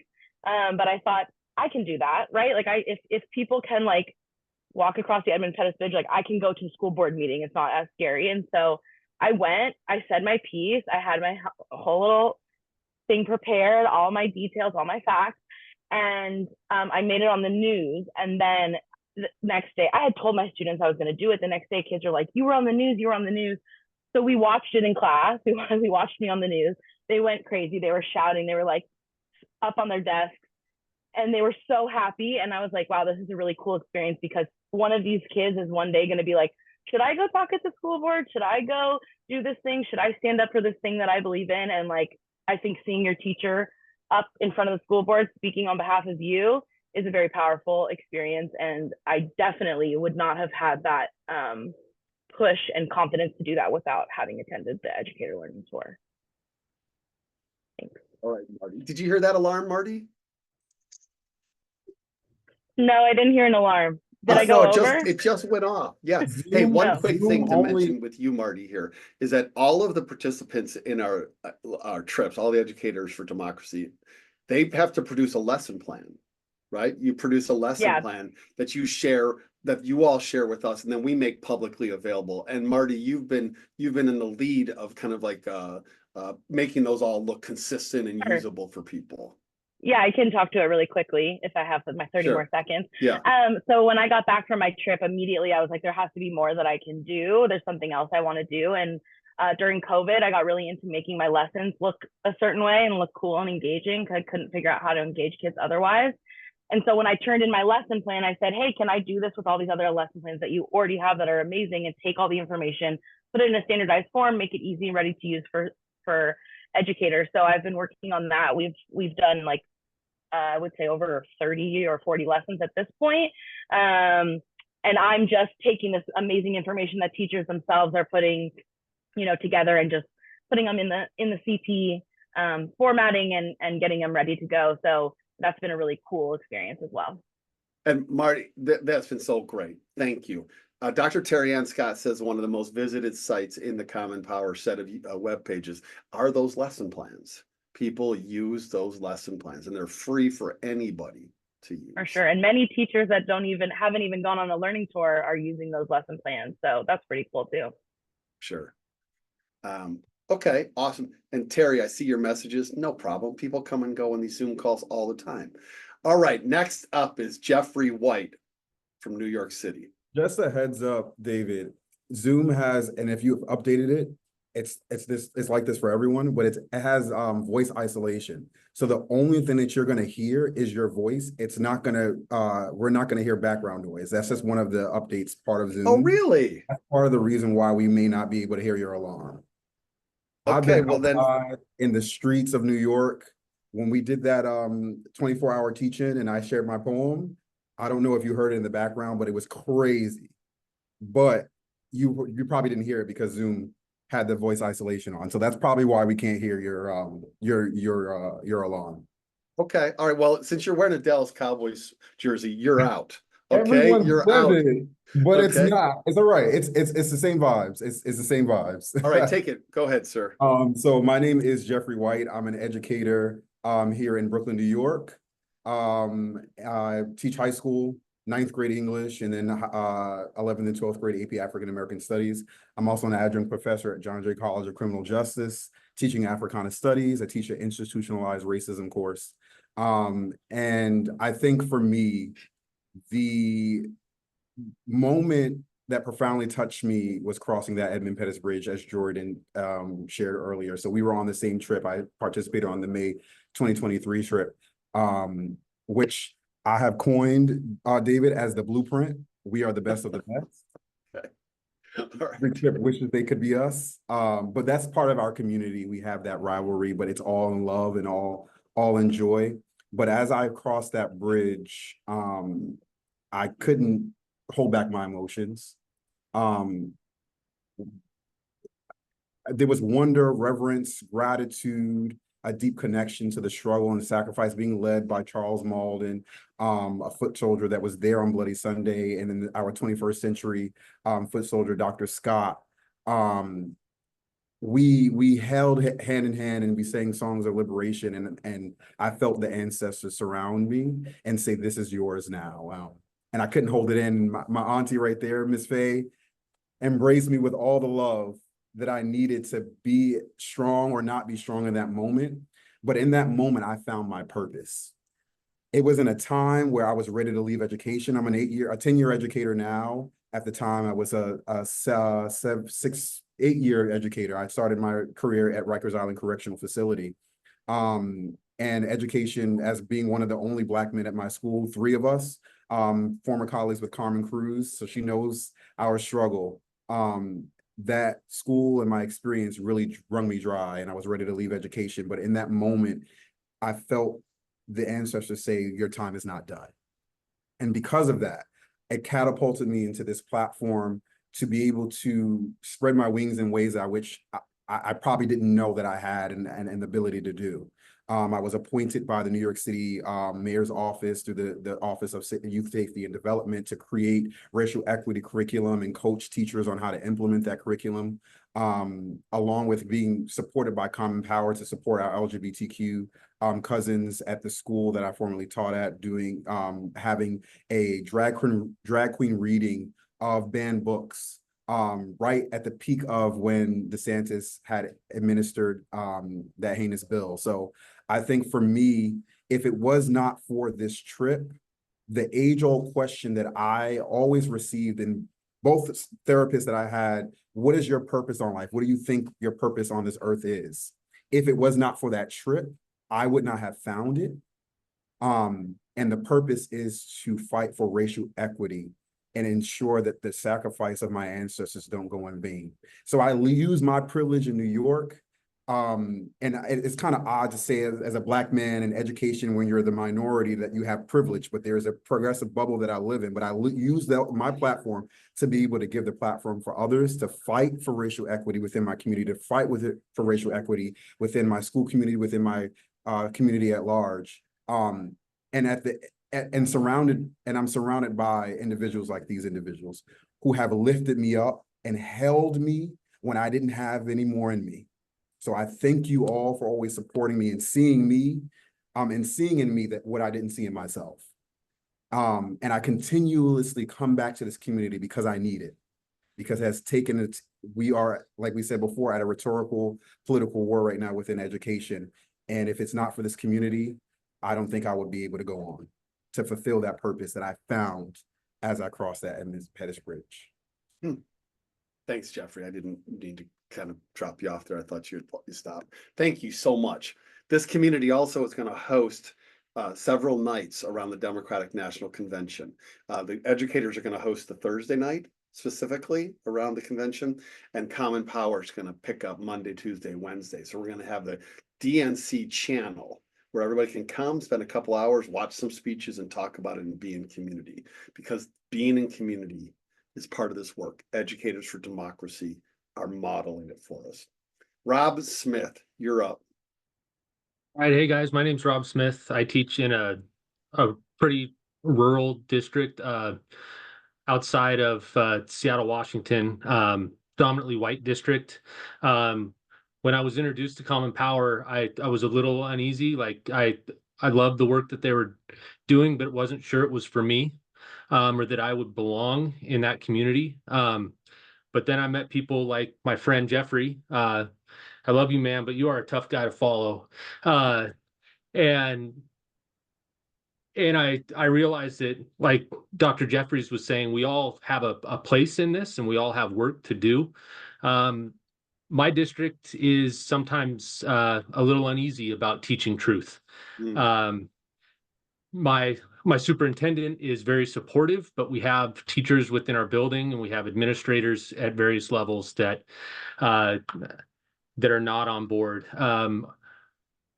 My Common Power trip really opened my eyes to all the things that I could do in the position that I'm in to try and fight for social justice, and that doing so in my predominantly white school district, there was a lot that could be done. After I got back from the trip, I I talked to our superintendent and piloted our first ever in our district ethnic studies class. After next year, we're going to be teaching AP African American, and we're changing the lessons in large part using curriculum from Common Power to start to infuse truth into our history classes in more ways than we have before. None of that would have happened, and I wouldn't have had the strength to go and do that if I didn't have experiences like what Jeffrey was talking about, walking over that bridge and realizing, that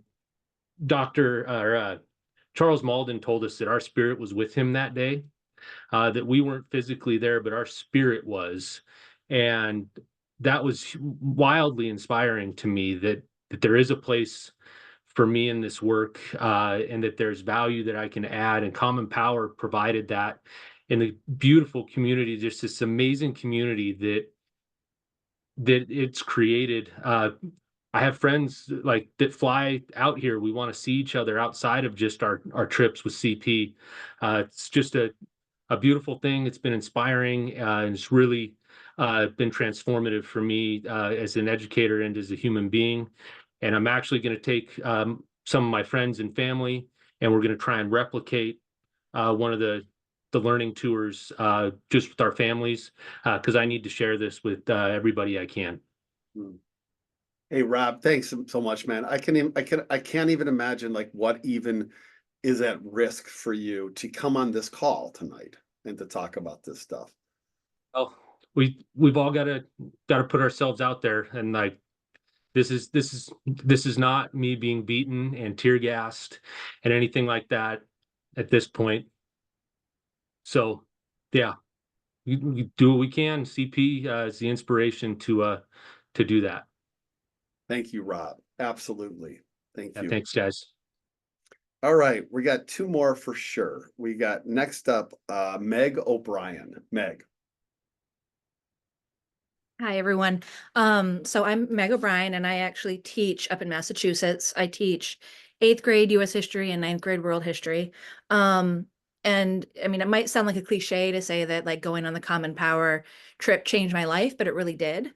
I heard about it, and I was on a call that Dr. Terry was giving on Emmett Till, and she said, I'm with this group, and we're having a trip this coming February, and there was 2 days to apply for it, and I did, and I got in, and it was the best thing that could have happened to me. And everyone has mentioned it already. Going across the Edmund Pettus Bridge was impactful. We got to meet civil rights heroes. I got to meet a bunch of wonderful educators that are like-minded and want to do the work in the classroom.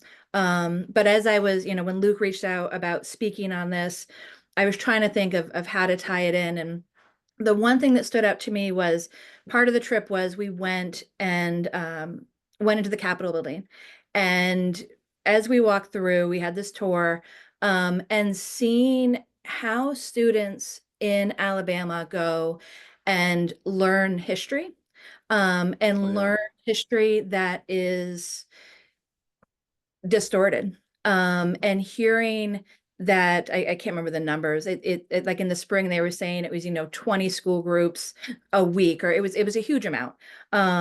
And walking out, and we were all just sort of shocked. And I remember sitting on the steps and having conversations, and Ivory was in my group, and there were some other people in this call who were there as well, and just sort of talking that this is the narrative that students hear. And again, I'm from Massachusetts. I can teach what I want in the classroom. I'm very lucky in that way. I came back and realized that I needed to make a change. And so what I ended up doing was forming a group with our fellow teachers, and it's called Teachers Who Teach Hard History.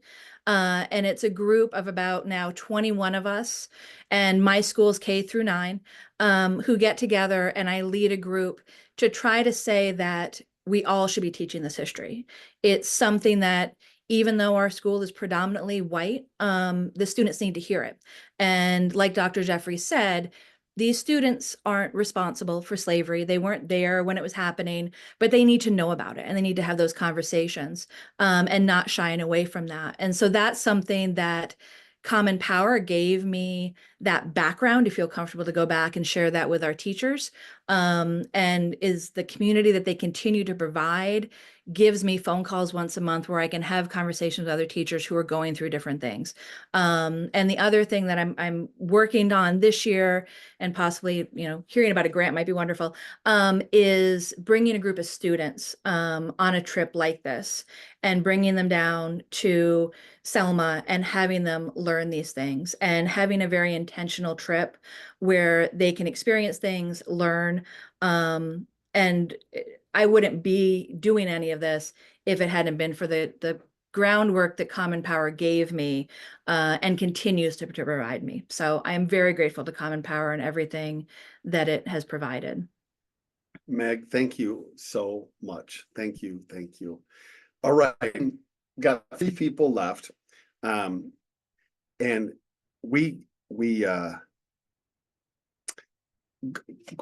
Greg Pesisek, I have no idea if I'm getting the last name right, man, but you can make it clear. All right, you're up. You can say Mr. P like the students do. Okay. I apologize for having my camera off. I'm a better teacher than I am an electrician, and this light in the front room keeps going off and on. But I am from the free state of Florida, as our governor here likes to say, one of a few dots on the map, along with Shanita and Kelly. I guess it's free if you're not a person of color and if you're not gay and if you don't like to read books. But I've been teaching and an educator in Florida for the past 17, going on 18 years. I've taught geography, American history, world history, and in my school's 35 years of existence, I will be teaching this fall for the first time ever an African American history class, which I would have never been doing if I didn't go on this learning tour back in February of this past winter. And when I look back at the start of my education career, about 17, 18 years ago, this new process came about called PLCs, or professional learning communities. And it was rolled out with not a whole lot of planning or forethought. And I'm sure a lot of fellow educators on this call understand where I'm coming from.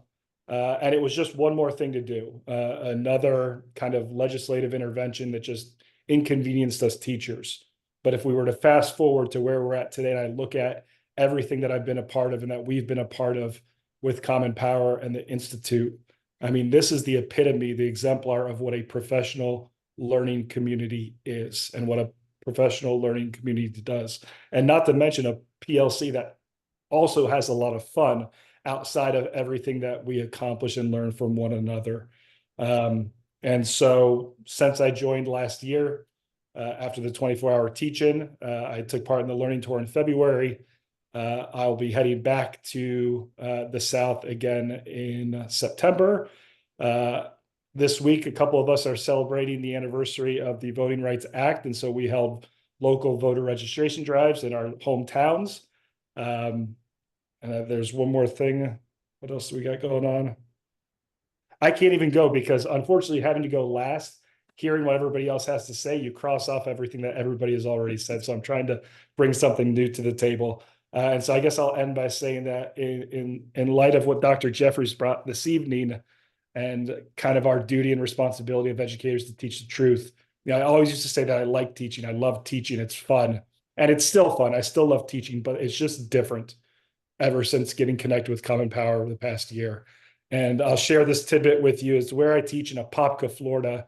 And it's a city that had in its ordinance on the books up until 1968, a law that prevented African Americans from living north of the railroad tracks. Okay, and that was in 1968. And so when I walk into my classroom and I see these young boys and these young girls coming from the neighborhoods that have been neglected, I mean, historically forever, my job to help them understand why their communities, why their roads, why their playgrounds, why some of their schools, the places that they live, they don't understand how it got there. They just see what their present is. And so it would be, as Faye mentioned in our chat, academic malpractice for us just to ignore that. right? And to say, pull yourself up by your bootstraps, right? You know, other people have it harder. No, it's important for us as educators, if not imperative, for us to make sure that students all across this country understand the true history, how it impacts them, and how they can be empowered to change our country and our democracy for the better during their lifetime and ours. Greg P, Mr. P, thank you. Thank you so much. Kanika, you are next. Thank you. Thank you, David. My name is Kanika. I teach at Texas Tech University, and I have been teaching here for about 17 years. I live in Lubbock, which is the city which houses Texas Tech University, which I once heard an administrator colorfully describe as the buckle of the Bible Belt. So this is a deeply conservative community, but on the other hand, there's much work to be done within this community. So my experience with Common Power was first with the 24-hour teach-in last May, I believe, May or June, where I heard Dr. Uhuru Williams and Dr. David Domke and a whole host of other scholars and activists. And then after that teach-in, I applied for the Georgia-Alabama tour. I was selected, and again, not to be cliched, but it was a transformational experience in more ways than one. The defining moment for me was something Meg has already referred to, which was when we visited the Alabama state capitol during that tour. And the person giving the tour did not mention slavery even once, even when we were looking at the paintings of Black people laboring in the fields in the Capitol. And that brought to me, forcefully the extent of denialism of history in our times. And it also reconfirmed for me that it is my duty to teach truth, which I've always attempted to do, but not in as conscious and as sort of motivated a manner after that experience. And that I have to teach what Dr. Jeffries calls hard histories. Now, during that semester, when we went on that tour, which was, I think, February of this year, I was already teaching a course on Black freedom movements in the American South and in South Africa. And the course included students who are training to be teachers.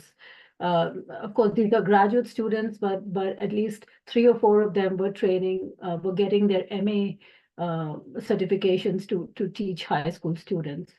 So I kind of brought home some of the lessons that I learned on the Common Power tour, and I sort of embedded them into the classroom.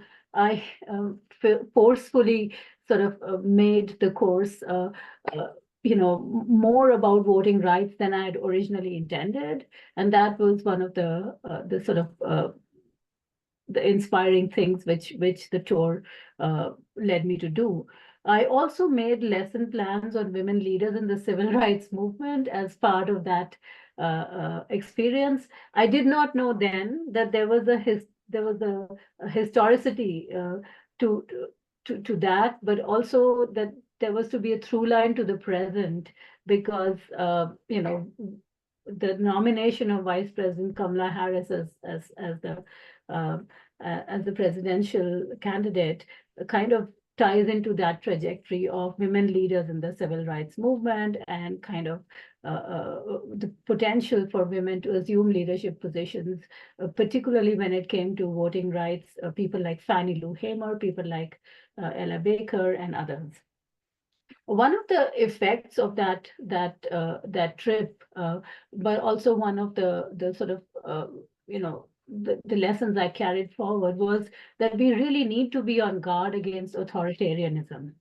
And so we started a film series on authoritarianism. Ironically, it was through a grant through the Texas Humanities, which is the local arm of the National Endowment for Humanities, and which purports not to be political. But we kind of made it, in the advertising, we kind of made it as non-political as we could. But one of our goals was to make people aware of the potential for authoritarianism if we are not on guard against it. This is, of course, everybody knows Texas book bannings and other things which are going on. So I am also part of a group called the Lubbock Freedom to Read Coalition, which is kind of trying to combat groups like Moms for Liberty and others, which are enforcing or trying to enforce book bans in schools. And I'll share in a little while a group which is useful to share with school administrators who are kind of falling into the trap of groups like Moms for Liberty and trying to enforce these book bans, etc. So I think we all have a duty to speak truth to power. We all have a duty to combat authoritarianism in whatever shape or form it comes to us, particularly in Texas, takes various forms. And we all have a duty to kind of teach our students hard truths, particularly in this moment when it is getting harder and harder to teach some of those truths. These are some of the lessons that I've carried from inspiring people at Common Power, and I hope to continue this work. Thank you, Kanika, so much. Totally spot on. Thank you so much. We're going to finish with our last speaker, but there could be many. These are just some of the folks in Educators for Democracy. Every one of our educators, 130 plus, is changing the world. And that's the Twitter handle of Dr. Terry Ann Scott. Dr. Terry Ann Scott is changing the world. All right. And only teachers would believe that we really are, but we are. And we're committed to this work. So I'm going to ask Andrea Faye Barber Dansby now to bring it home as a speaker. And then I'm going to come back and make the final pitch for why everybody's support is needed. Thanks, David. Definitely want to take just a moment to pay homage to all those who made the Civil Rights Act, the Voting Rights Act possible. I was one of the educators participating in a voter registration activity day in my city. I'm from Anderson, Indiana, and a professor with Purdue University. For me, the Institute, and you've heard it multiple times, that we all go through a level of transformation. So with a spiritual body that the Institute has created for us, that I deem Freedom Schools 2.0. That's who I believe we are. Because we normally are step one as we go on these tours, thinking some of us think we know it all, and you truly are transformed. And we become this family and this community that I can hardly even put into words. But to be able to, and I won't give all, you can look up the history of Freedom Schools, but we truly are for the Freedom School 2.0. And what we learn, what we come back to teach, and again, freeing the minds of others, ourselves first, and then those that we teach, or those that tend to listen. I also am a community educator as well. But for what the Institute is doing, as well as CP, and educators, they ask us to do things across other parts of CP as well. And so we're still an educator. Several of us on here have done field work and canvassing. We're going to do a lot more of it before November. But we're educating even in those communities we're in as well. David, I'm sure you've heard this more than most, but when I've met folks, and these are older white guys, Rich and others, have talked about how I've made an impact with them. Yep. And because we have a relationship, and then you realize your lived experience can be somewhat so different than others, but it touches them in their soul. So I've got all these older white guys from Washington State that are just like my mother brothers almost now, because of just the relationship and the time we spend together, and whether it's the field work or what we do afterwards later in the evenings. But I stay amazed, because that's the piece I didn't figure into this. As we share, because once you become transformed through the tours, you are able to be your authentic self. and being unapologetically your authentic self.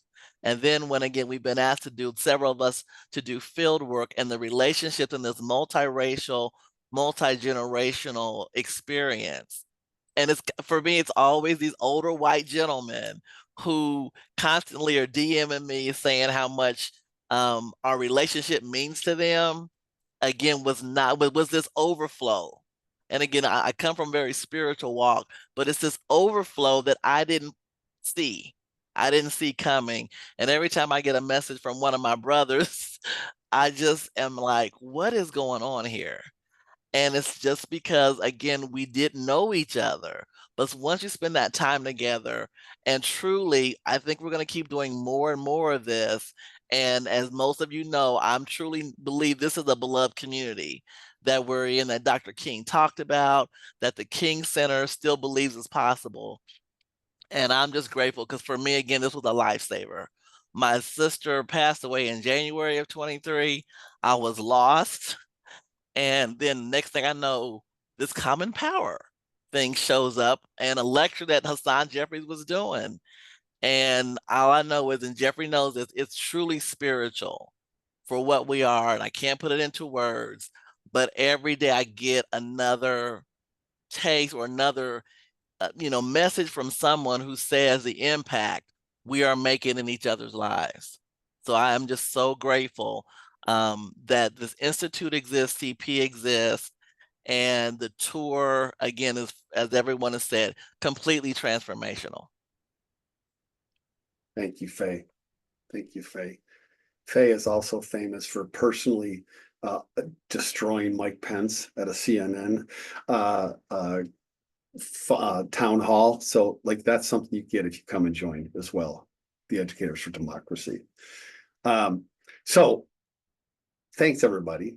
And I will be sending out this recording, or we will be doing this. And for everybody that's registered, I'll be sending out the links to make a donation. That donation link is right now also in the chat. I think that I speak with the kind of shared viewpoint of colleagues, Dr. Terry Ann Scott and others. Educators, you all are incredible, and you bring so much to us as a community. And also, you bring so much more to your communities and to the worlds in which we're working in. All right. And so we want you to fly. All right. We want you to fly, fly, fly. And the way that we can bring more people into this work and then also support the work you're doing is by fundraising. So everybody on this call who has the capacity to make a donation, I'm asking you to do that.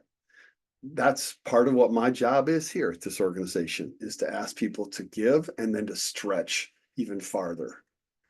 For educators, for this country, for democracy, all right? Those folks over my shoulder right there on that poster, those are freedom riders.